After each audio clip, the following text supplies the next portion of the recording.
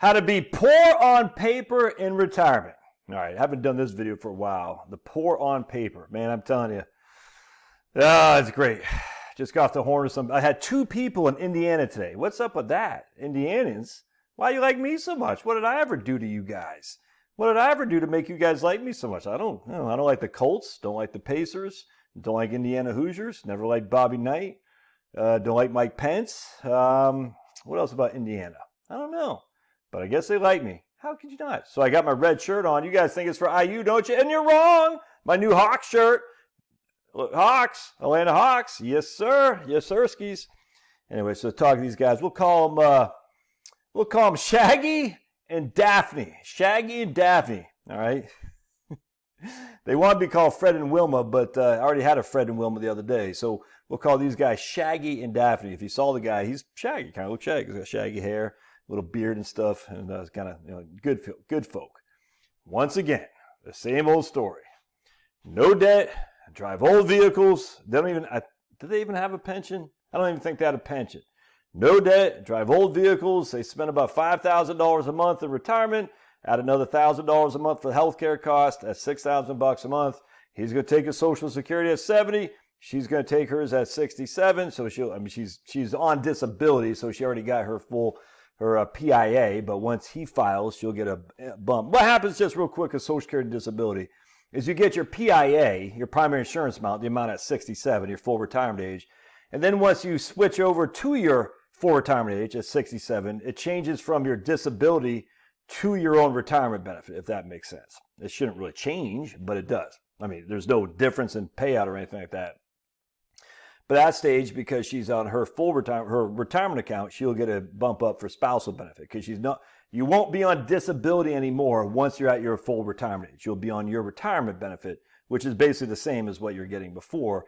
But now you'll be on your FRA. So when he files, Shaggy, when Shaggy files, what's her name, Daphne will get a jump because she'll get half of Shaggy's. Hope that makes sense.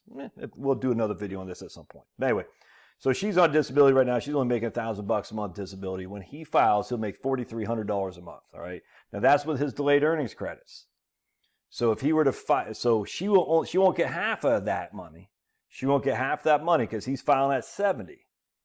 She'll get half of his PIA, which is roughly $3,600 a month. All right. I don't want to get too deep in that here today, but just remember, the spousal benefit doesn't go to half of the delayed earnings credits at 70. It only goes to half of his PIA. So the question we have to do is, should he file earlier in order to open up the window for her to get her spousal benefit? We just kind of said, nah, don't, just in case.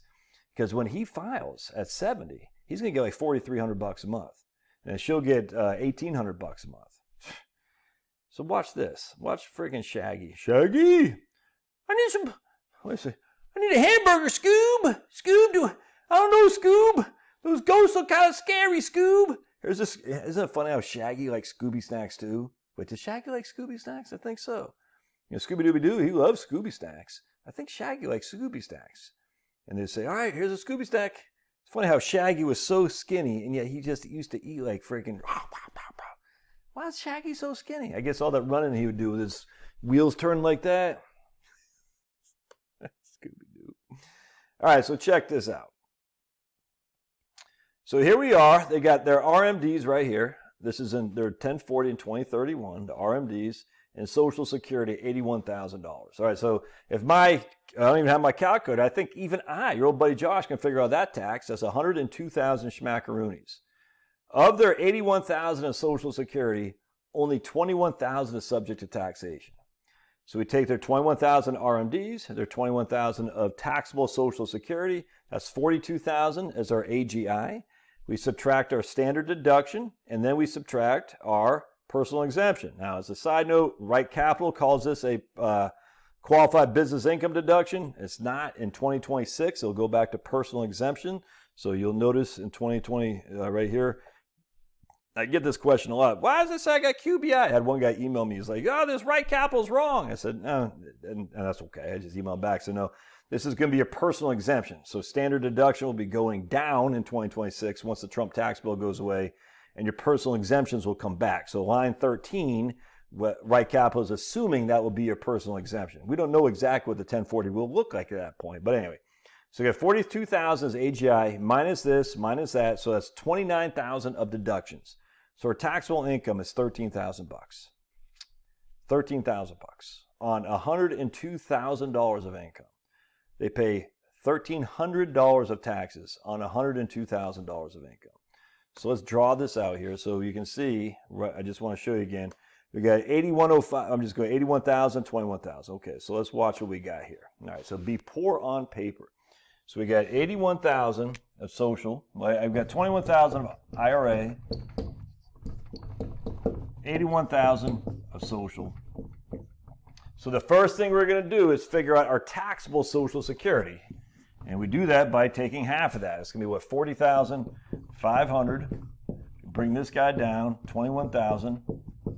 So that's 61,500. All right, 61,500. That's our provisional income. Because they're married, the first 32,000 is free. 32 to 44 is 12,000. Which half of that is subject to taxation. It's times 0.5. And then 8 says 61,500 minus 44. I don't know what that is. So let me get my, do I have my calculator? No, I don't. So we're going to do minus 44. I think that's what, 16,500. That will be 0, 5, 1, 17,000. Yeah, 17,000 bucks. Is that right?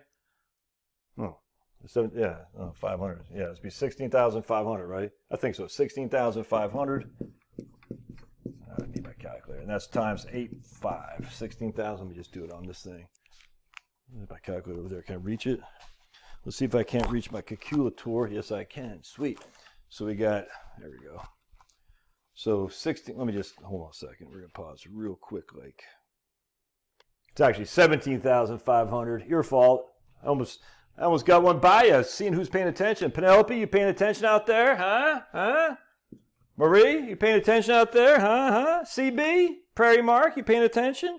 So 17,500 times 0.85, that's $14,875. All right, 14,875 plus 6,000 is $20,875 of their Social Security subject to taxation. 20,875 of their 81,000 Social Security. Let's see what Right Capital's got in here.